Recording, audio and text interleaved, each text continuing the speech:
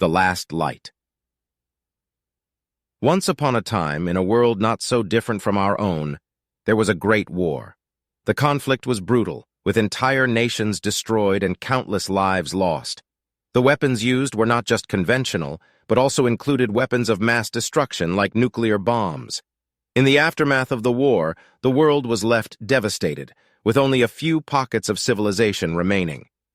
One of these pockets was a small town nestled in a valley, surrounded by rugged mountains. The town had managed to survive the war relatively unscathed, and its people had banded together to rebuild their homes and their lives. However, the town's resources were running out, and the people were growing desperate.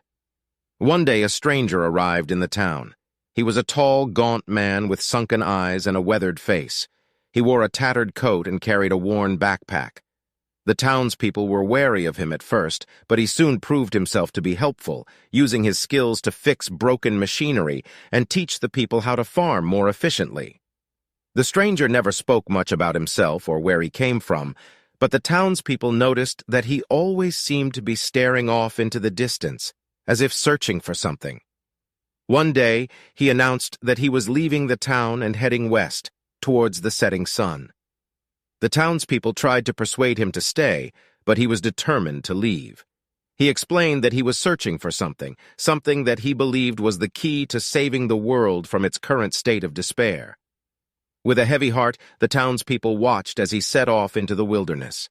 Days turned into weeks, and weeks turned into months. The townspeople never heard from the stranger again, and they assumed that he had perished in the unforgiving wilderness.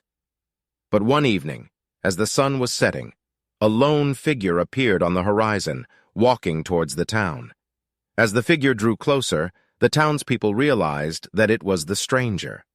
He looked different now, his face no longer sunken and his eyes bright with a newfound hope.